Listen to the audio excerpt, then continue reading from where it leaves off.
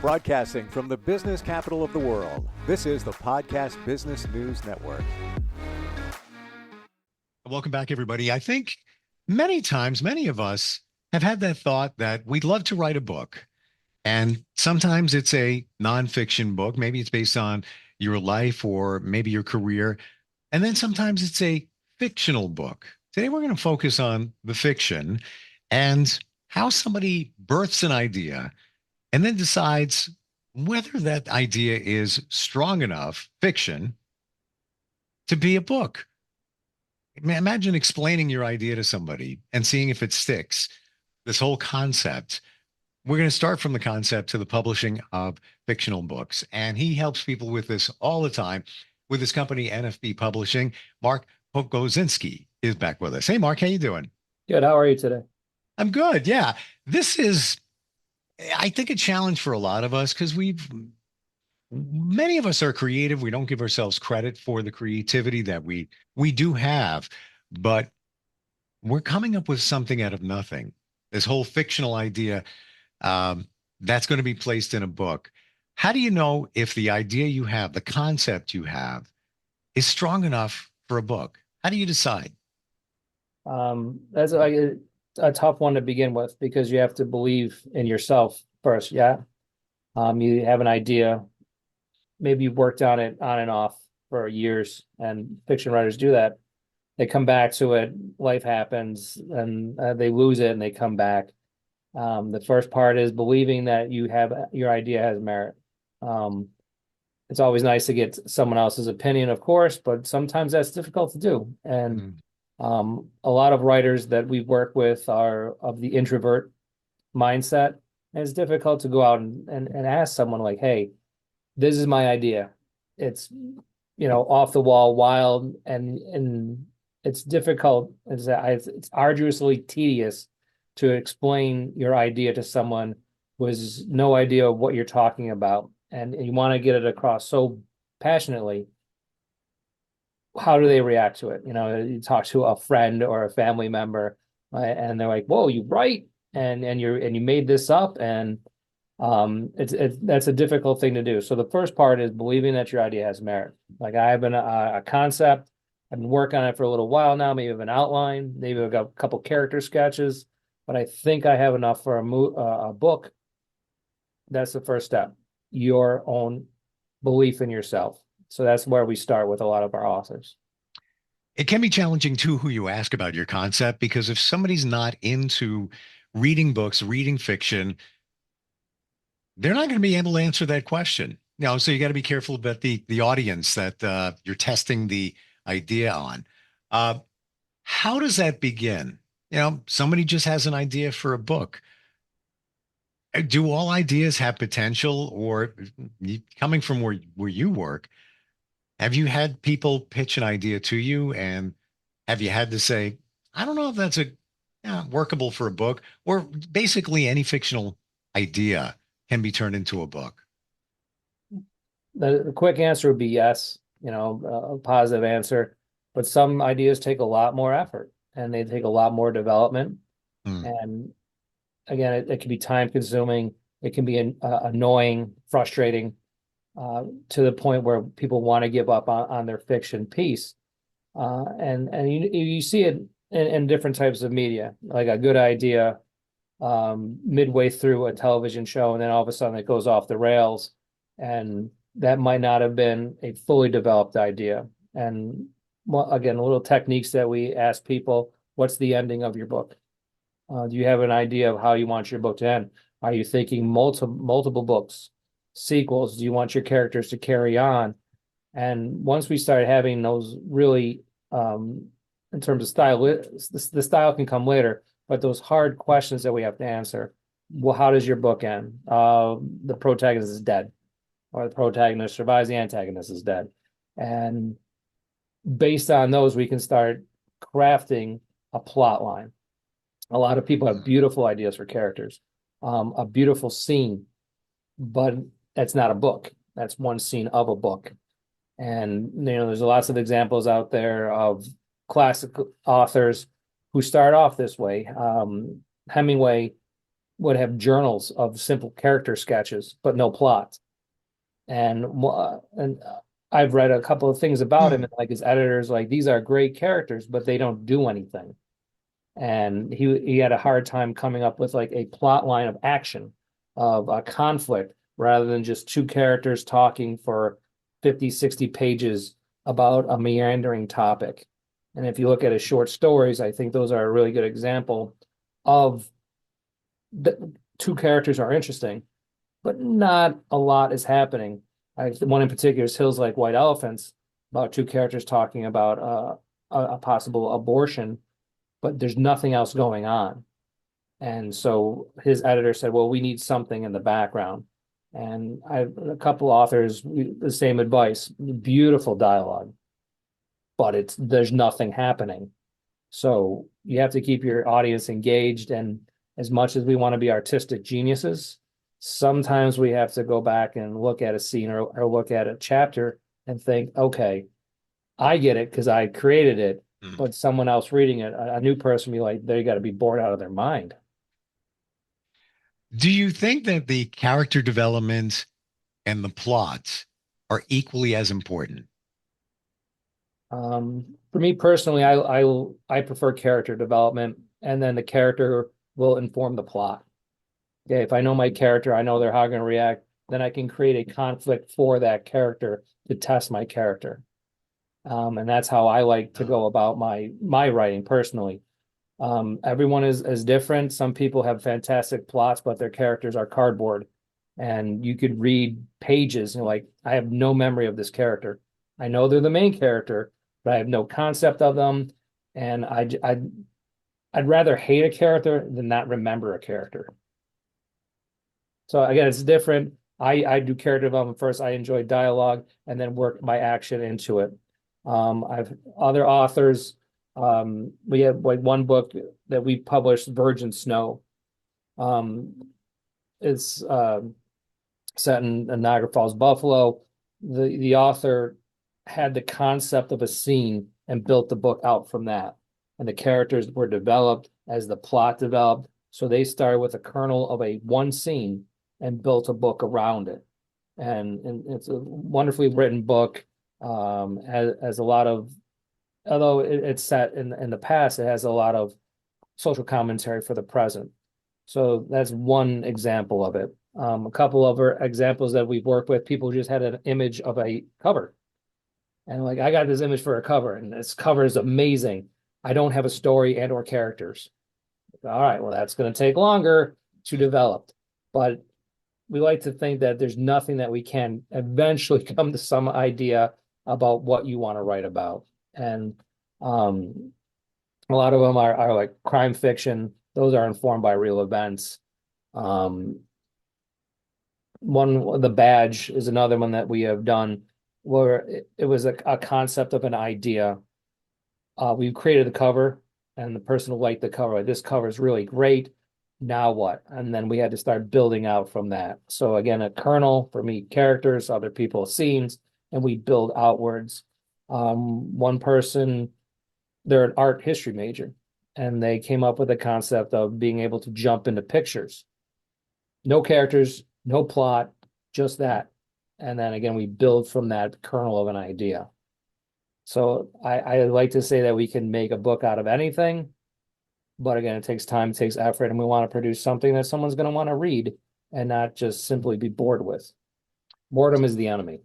Looking at Virgin Snow, interesting how it's set in the 1960s, right? Mm-hmm. Why? She felt that would give her characters more of a conflict, more tension, because you set characters, and again, it's a love story between two women, so there's a more tension because it's not readily accepted at that time. And we've done that with a couple other books. Tales from the Trenches was originally set in the modern times, but because of some of the dialogue and some of the plot devices, felt it better to set it in the 50s and 60s. And again, that hard-boiled feel to it. And then when the author started researching and we helping you look at 1950s, 60s Detroit, there's a lot more going on. There's a lot more tension. There's a lot more life, and you can draw from that for the book. And again, it's like a light bulb. Boom, oh, I should set this in the past. I should set this in the future. And it really starts to inform. But again, that's where you run into the idea of how do I bounce these ideas off somebody? And we talked before, like an editor is essential for that, or someone who works in the business, a trusted friend who has an idea about art, creating a book. There's a lot of internet forums out there that will, say they'll read your book, and then you get back the most vanilla response. You're like, I know they did not read the whole thing. Right. So, and again, one more disappointment when you're trying to create something. Centering on, I'm randomly picking out one fictional book. You mentioned Virgin Snow. Do you recall during the writing process with the author, the changes or suggestions that you made along the way that they implemented? Most of the changes were just character development. Again, we call them novice authors. The simple use of a descriptor on a dialogue. Character A screams, character A whispers, character A murmurs, informs that character. And again, we go back to writing 101, direct characterization versus indirect characterization.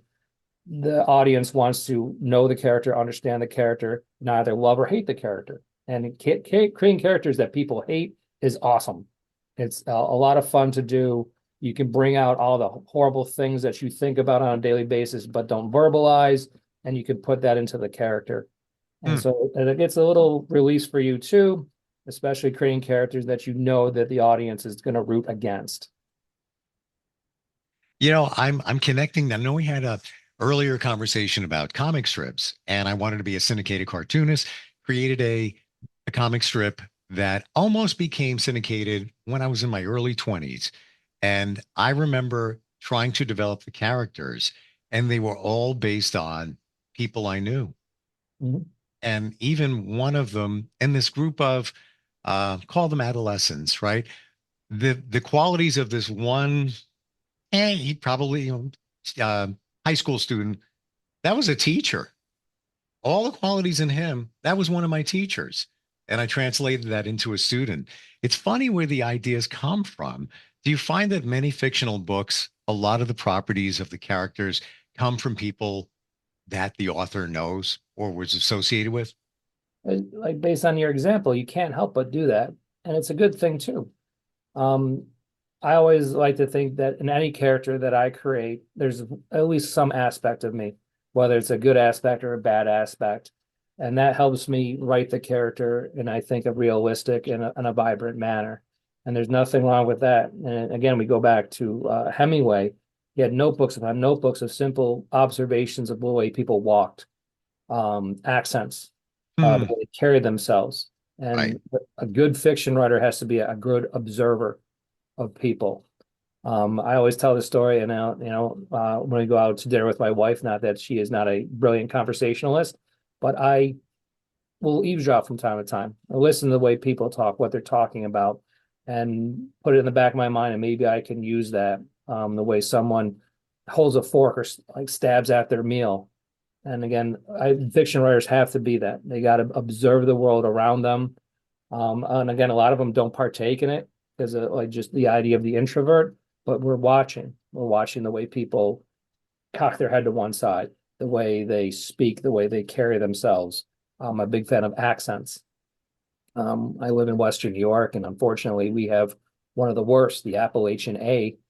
And that you try to write that in your fiction, it brings the character alive. And so observation is a key when you're creating characters, and you're basing on your past, someone you like, a boss.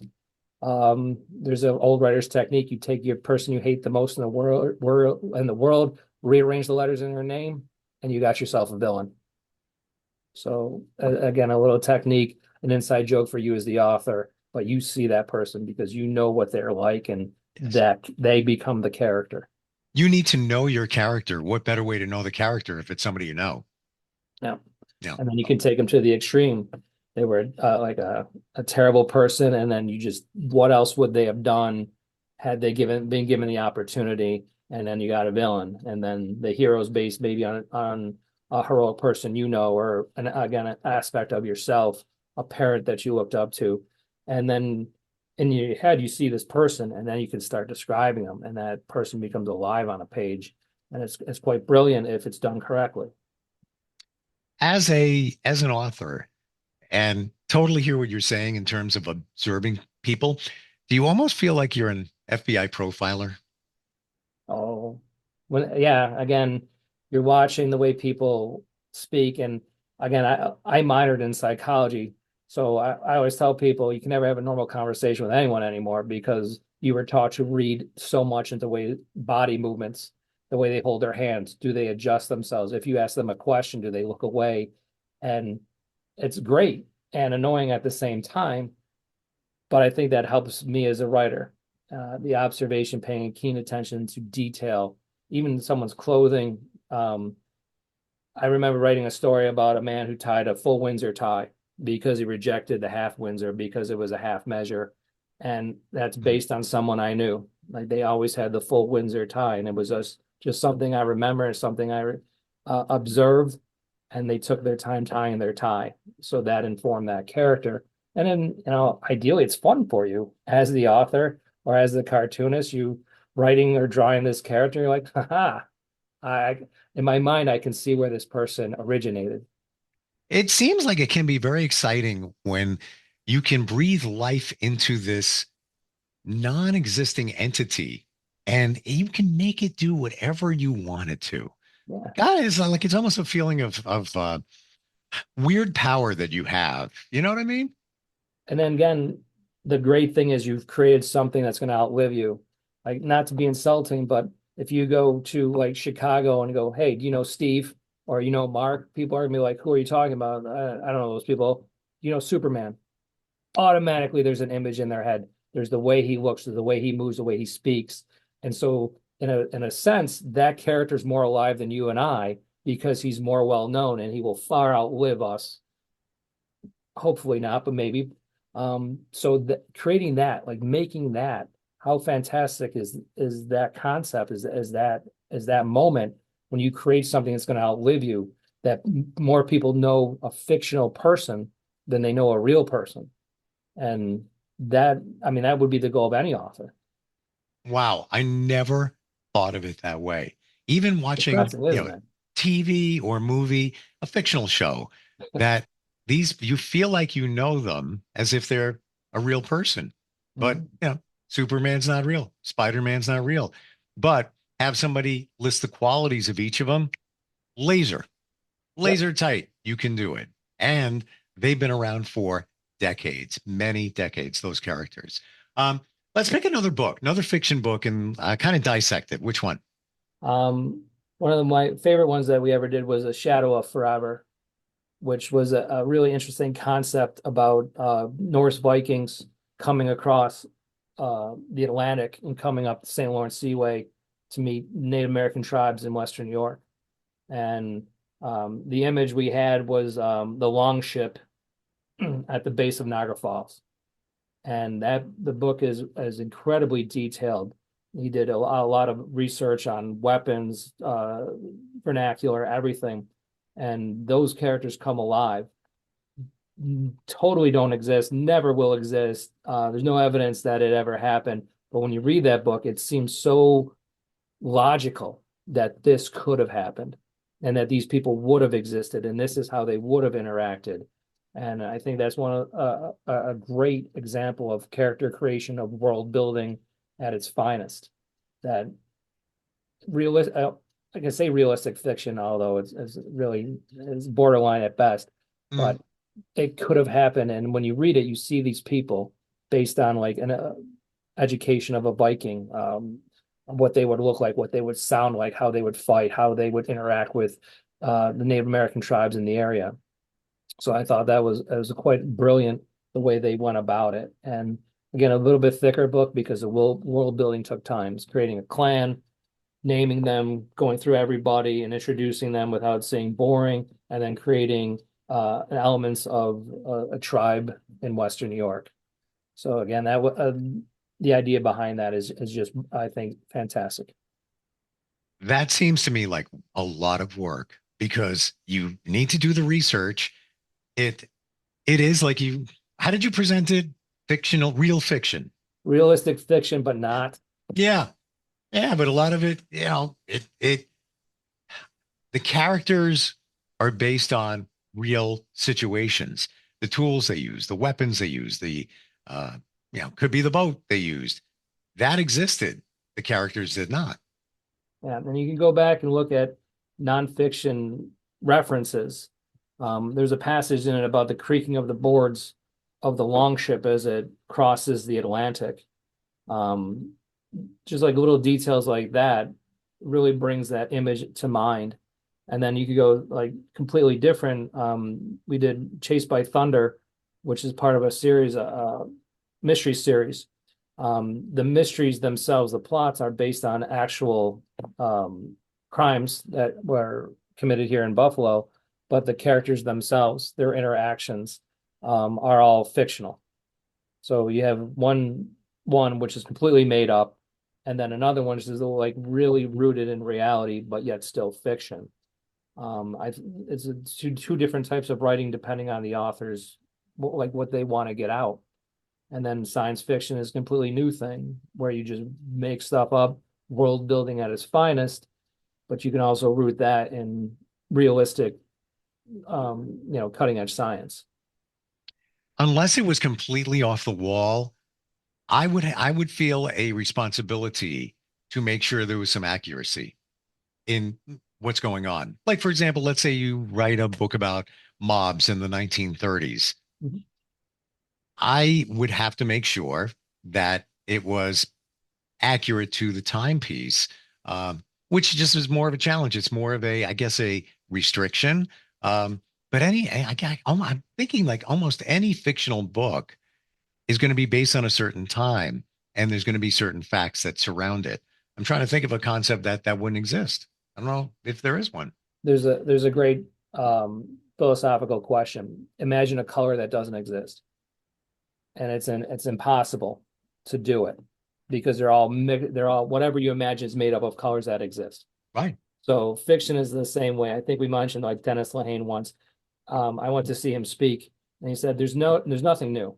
I don't do anything new with my fiction because there are only so many stories that I can write. We just write variations of the same story, whatever it may be.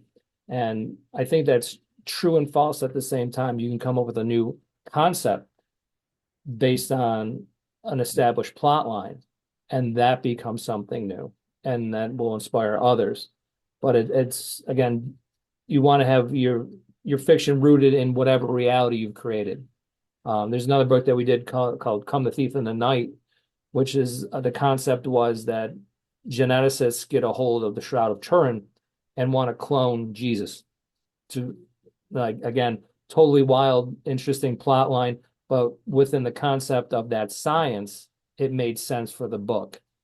So the ideas should be wild and varied, but for the author, they should make sense within the confines of your plot. But even that concept, there are documented biblical facts that you would have to adhere to. And then I was just thinking in my mind, what is that? A fictional book about some intergalactical situation where you make up the spaceships, whatever, whatever. But guess what? There's a thing called gravity. There's many principles that you would need to adhere to. So to your point, nothing's new. I can't think of a situation, a fictional situation where it's not connected to something that is real. When I Interesting. was a kid, I loved Dune. I read those books when I was younger. And again, they have to adhere to the rules set up by the author within the confines of it. Like the spice and the worms and the different factions, they had to make sense within the confines. And I think that's part of the joy of writing is that you come up with this stuff, but in this whatever fictional world I'm making, my rules will make sense to my characters and ideally to my readers. I guess in a way, it gives you a baseline because if you didn't have those boundaries, even if it's an intergalactical expedition, the boundaries are, gravity, the principles of that. I'm just very hypothetical here, but there's something to work with. I guess sometimes it's a good thing. We're out of time. Yeah, fascinating talk today about this. Got to tell you, Mark. I appreciate it. Yeah, very interesting. NFB Publishing, best way for somebody to find you? Just go to the website. There's a small form to fill out. And again, concept, image, character, we can build from the smallest of seeds.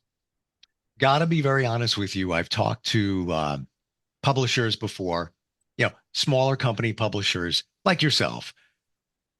Nothing close to what you do in terms of the attention to detail and the personalized attention you give to every author. You make it seem, and it's reality, that everybody is important. You have a concept. I'm going to work with you. We're going to flesh it out. We're going to create a book from start to finish, right to the cover. Very cool. So great having you on today. Thank you so much. Have a good day. You too. We'll be right back. Are you looking for even more of the podcasts and hosts that you love? The Podcast Business News Network is proud to announce that you now have even more ways to listen live. Check out the MyTuner Radio, online radio box, and Simple Radio apps on iOS and Android, or find us online. Search for Business News Network on mytuner-radio.com, or search Podcast Business News Network on streama.com and onlineradiobox.com/US. Take your podcast on the go and don't miss a minute of the action.